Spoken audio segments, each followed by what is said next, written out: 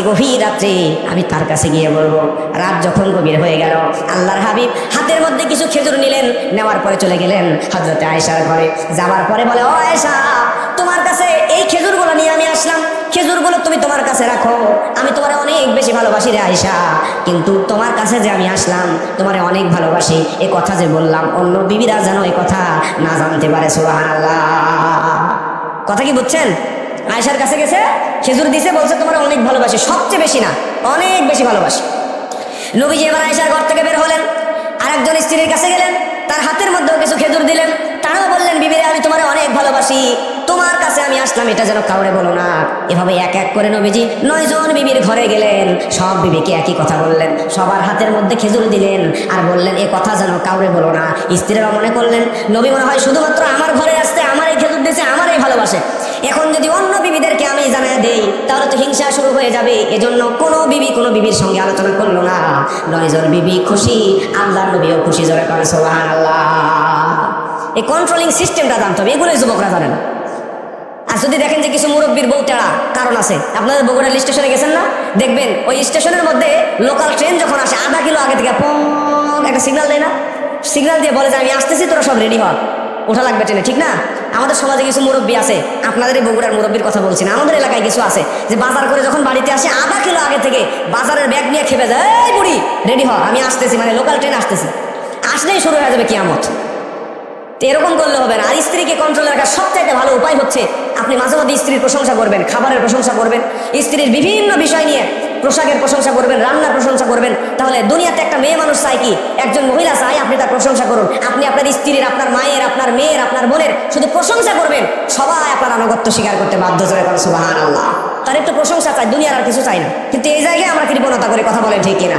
আপনি স্ত্রীর একটু রান্নার প্রশংসা করবেন, তাই বলে আজকে এই মাহফিলের থেকে বাসায় যে আবার প্রশংসা করেন না, তাহলে হিতে কিন্তু বিপরীত হয়ে যাবে। কারণ এক মাহফিলে হুজুর ওয়াজ করছে স্ত্রীর রান্নার প্রশংসা করা লাগবে, ওই বেচারা বাসায় গেছে গভীর রাত, রাতের বেলা, এবারে খাওয়ার সময় স্ত্রী বলছে খাবার দাও, এবার বউ দেশি মুরগির গোস্ত দিয়া এক বাটি তরকারির সামনে দিছে আর গরম ভাত দিছে। এবার স্বামী ভাত খাচ্ছে, খাইতে খাইতে মনে হচ্ছে যে হুজুর তো মাহফিলে বলে দিল যে স্ত্রীর প্রশংসা করা লাগবে, খাবারের প্রশংসা, আজকে স্টার্ট করে দেখি কি হয়। এই বেচারা এবার শুরু করছে, বউ তোমার হাতের রান্না যে এত টেস্টি রান্না জীবনেও খায়নি। এবার স্ত্রী তো রেগে বেগে আগুন, চেহারা দিয়ে মনে হচ্ছে আগুন বের হবে, এত রেগে গেছে। বউ এবার রাগের সাথে বলতেছে, সারা জীবন এত টেস্টি খাবার রান্না করে দিলাম, জীবনে কোনোদিন বললাম না টেস্ট হয়েছে, আর আজকে পাশের বাড়ির ভাবি এক বাটি দেশি মুরগির গোস্তের তরকারি দিয়ে গেছে, এটা খাই বলতেছে হেভি টেস্ট। এজন্য আজকেই বলবেন না, এটা হচ্ছে পরে আস্তে আস্তে অন্য একদিন বলবেন ইনশাআল্লাহ। তাহলে আমি এতক্ষণ কথাগুলো বললাম যে কারণে, ও মুসলমান সম্মানিত মুরব্বীরা, ও যুবক ভাইয়েরা, লক্ষ্য করেন আমাদের জীবনে সবচাইতে রিজিকের সর্বোত্তম স্তর হলো আমাদের জন্য আমাদের নেককার স্ত্রী, আমাদের জন্য আমাদের নেককার সন্তান। এই সমাজে এখানে হাজারো মুরব্বী আছে, যুবক আছে, যারা বিবাহিত, জিজ্ঞেস করে দেখেন যে মানুষটার বউ ভালো, যেই মানুষটার স্ত্রী সন্তানগুলো ভালো, তার জন্য গোটা দুনিয়াটাই জান্নাত। কথা কোন ঠিক কিনা? আর যে লোকটার স্ত্রী একটু খাচ্চর কোয়ালিটির, ওর দুনিয়াতে কোটি কোটি টাকা থাকলো, ঘরের মধ্যে ঢুকলেই মনে হয় জাহান্নামে ঢুকলাম, শুরু হয়ে যায়, মানে মেশিন গানের মতো গুলি করতেছে মুখ দিয়ে। আমার প্রিয় ভাইরা লক্ষ্য করেন, 4র্থ নাম্বার রিজিকের পরিপূর্ণ স্তর। কি স্তর? রিজিকের পরিপূর্ণ স্তর হলো আল্লাহর সন্তুষ্টি। তার মানে শুধুমাত্র বাড়ি গাড়ি টাকা পয়সায় রিজিক নয়, আপনি কতখানি ইবাদত বান্দেগি করেন, আপনার ইবাদত বান্দেগিতে আল্লাহ সুবহানাহু ওয়া তাআলা যদি রাজি হয়ে যায়, খুশি হয়ে যায়, তাহলে এটাই আমার আপনার জন্য রিজিকের পরিপূর্ণ স্তর। ধরে কোন সুবহানাল্লাহ। এখন আপনাদের যে রিজিক নির্ধারিত, এই নির্ধারিত রিজিকও কোরআন হাদিসের কিছু আমল আছে, এই আমলের দ্বারা বাড়ানো যায়। জোরে কোন সুবহানাল্লাহ। এই রিজিক কি নির্ধারিত, এই নির্ধারিত রিজিক আপনারা কি একটু বাড়ায় নিতে চান?